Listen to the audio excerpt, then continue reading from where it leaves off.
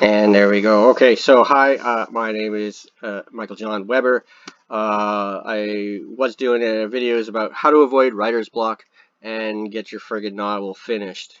And really, that's really what this is about. But um, some of the people, so I've been getting a few comments and a few emails about, well, where do you get your ideas anyway? Like a lot of people, it seems, want to be writers, but they don't have anything to write, or they want to write a story, but they don't have an idea for a story, so they're just sort of stuck. It sounds really frustrating to me to want to be a writer, but just to not know what to write, because from my end, my point of view, like I have too much to write, so I don't understand how some people flip it around. And not that you're doing anything wrong, it's just weird for me. But anyway, my point is, people have been asking me, well, where do you get your ideas? Where did you get the original idea to start all this shit? And so I thought I might sit here and kind of babble and brag about that. Um, on the screen, what you're looking at is just the back end material. I did a video on that for I think the last novel I wrote. No, this was 2 novels ago. But anyway, partly this is just me trying to advertise my own work. Really, you shouldn't be reading my books. You should be writing your own. But it will sort of uh, be germane to what I'm talking about. So anyway, the what I've been telling people is more when they ask me where did I get the idea to write How to Make Friends with a Shy God, or indeed to continue on with the entire project as a whole. My unfortunate and almost unbelievable reply is that I didn't have an idea when I started writing this. Or, well, let me go about it this way. I was bored with Western television, really, and so I started going to other countries for their television. I did a bit of British comedies and stuff, a bit of UK stuff or whatever. And then I remembered, shit, I remember when I was like a kid, say 10 to the age of 20 something, watching anime, Japanese cartoons, we'll call them. If you don't know what anime is, I don't know, Google it. Pokemon's the best, probably most popular example. I don't know, My Hero Academia seems to be doing well, but there's hundreds and thousands of shows. It's crazy how much anime is out there. They make like 300 different new anime a year in that country. It's kind of astonishing. And no, not all of them are disgustingly perverted and cliched like that, though some are. Some of them are so incredibly beautiful, and that's what happened. I ended up stumbling upon like the best shows in anime, and they were so mind-blowing and astonishing to me. It's so creative, so not like what we were used to here in the West. And so after watching about 200 hours of anime, here's a short list of some of them. Mind you, this is late in the project. I remember I finished watching one show, and it was so heartwarming and touching, like that I was welling up in tears by the end of this show. And when it ended, I remember pacing around my little ass tiny home here and going, and the first thing out of my mouth was, I want to write a novel that makes me feel like how these shows were making me feel. And so when people ask me what was my initial inspiration, where did I get the idea for the Shy God project, etc., I sadly say I didn't have an idea at all. I had a feeling. Like I wanted to be moved by my own work as much as these animated shows were moving me. Like seriously, some of them were so funny, so heartwarming, so heart-wrenching that I was literally like reaching for the Kleenex by the end of the shows, or you know what I mean? And I'm not trying to make fun of myself, but and I'm not trying to shit on Western TV, but Western TV shows weren't doing that for me, not even close.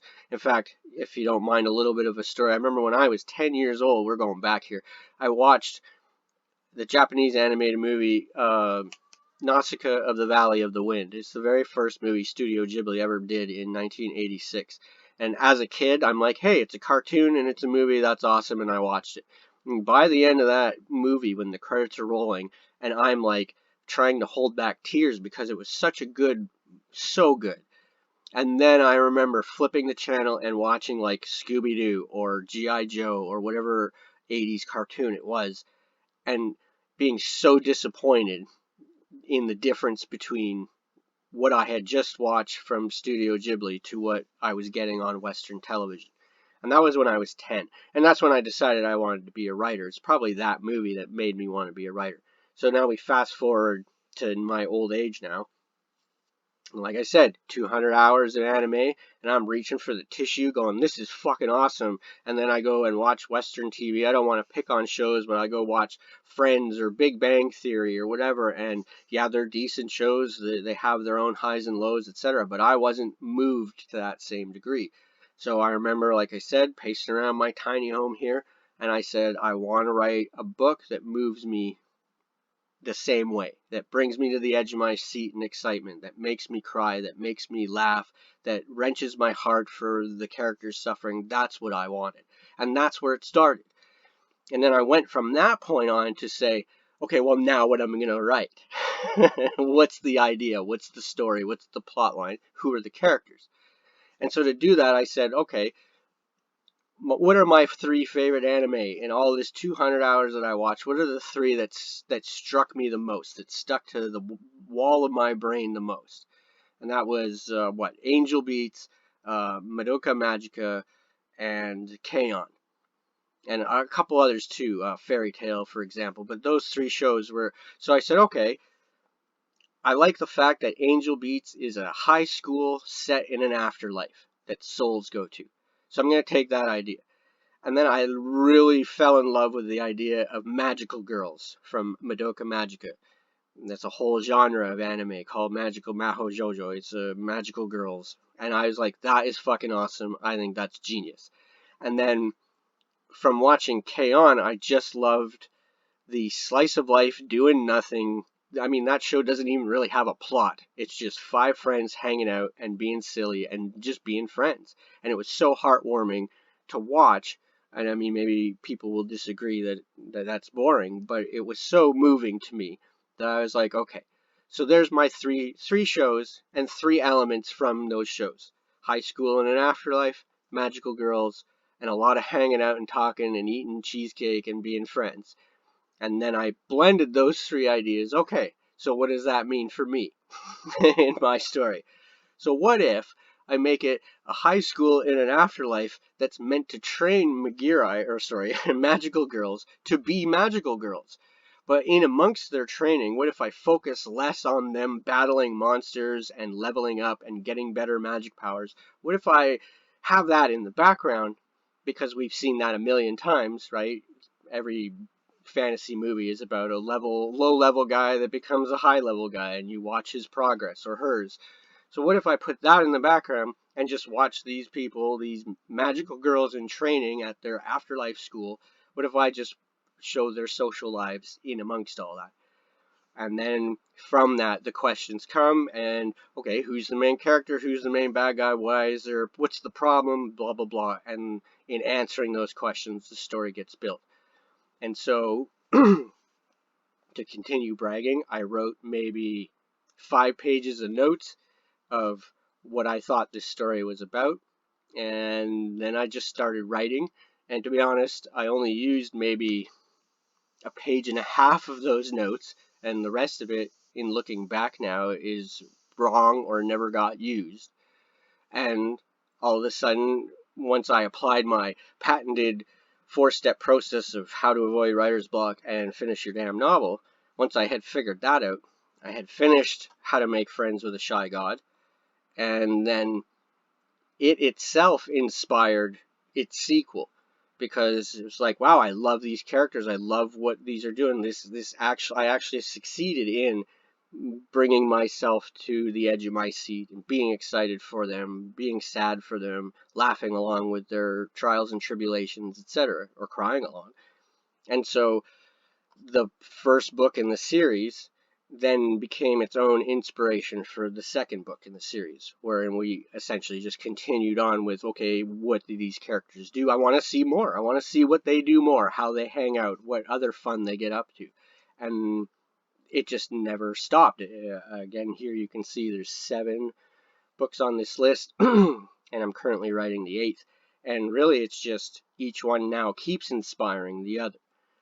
But now at 10 minutes of this video, back to my point of where did I get the idea, to write, and a lot of writers who want to write something, they want to be writers, but they don't know what to write. Well, maybe I did it in a wrong way, but the first thing in my brain wasn't an idea, it was a feeling. And then from that feeling, I went and sought the ideas that made sense to that feeling. And then I wrote that. And I don't know if I'm explaining that well, because I've been babbling, and I don't really listen to myself when I talk, to be honest with you. But that's where it started. There was no initial idea. There was a feeling. And then I bloomed that feeling into ideas. And so maybe give that a shot. If you want to be a writer, first of all, you just have to write to be a writer. But if you don't know what to write, then maybe go find, like, you'll have your own list of movies, anime, TV, video games, books that you really love. Go find them and say, well, what is it that I love about that? And pick that thing out of it. If like I said, I really loved the show Angel Beats. Just that idea of a afterlife that was a high school. Okay, let's steal that idea and we'll make it our own. And so on and so on. So whoever you are, you have to have a movie out there that you love to death. And you should know at least something about it that makes you love it. So go take that and add it to, and use that as the original. Use the feeling of that love for whatever movie it is or whatever. Use that as the jumping off point for your story. Instead of some clever idea or, M. Night Shyamalan twist that you're going to write towards. Write from a feeling instead of an idea. Maybe that'll help. Maybe that's made things worse for you. I hope not. But thanks again. I'm Michael John Weber, sitting at the Sangoma Arts Center. Yes, I live on an artist commune in Vancouver Island. And always be a word nerd, because that's fucking awesome. Okay, bye. Stay out of trouble.